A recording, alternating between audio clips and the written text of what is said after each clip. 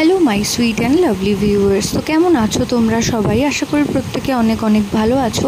আজকে আমরা চলে এসেছি নতুন আরেকটি ইনফরমেটিভ ভিডিও নিয়ে। আজকের ভিডিওতে আমরা কথা বলবো গর্ভবতী মায়ের পেটের আকার দেখে কিভাবে ধারণা করবে যে গর্ভের আগত সন্তানটি পুত্র না কন্যা। তো সেই বিষয়ে আজকের আলোচনার সাথে থাকতে অবশ্যই চ্যানেলটি সাবস্ক্রাইব করে রাখবেন এবং পাশে থাকা যে বেল আইকন রয়েছে সেটা প্রেস করে রাখবেন, কারণ প্রেগন্যান্সি রিলেটেড নানান ভিডিও কিন্তু এই চ্যানেলে আপলোড হয়ে থাকে।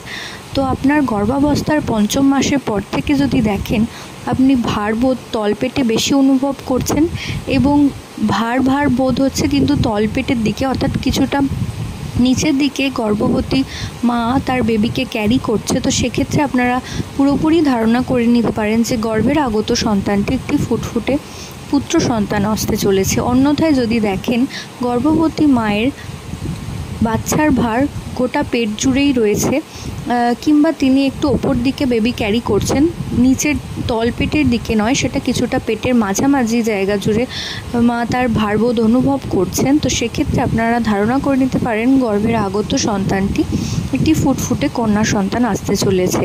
তো আশা করছি ভিডিওটা আপনাদের কিছুটা হলেও কাজে আসবে। প্রত্যেকে ভালো থাকুন, সুস্থ থাকুন এবং সাবধানে থাকুন, কারণ গর্ভাবস্থার সময় প্রত্যেকটা মাকেই সাবধানতা অবলম্বন করে চলতে হয়। তো আশা করছি ভিডিওটা কাজে আসবে। আর এই ধরনের ভিডিও পেতে অবশ্যই চ্যানেলটিকে সাবস্ক্রাইব করে রাখবেন। নমস্কার।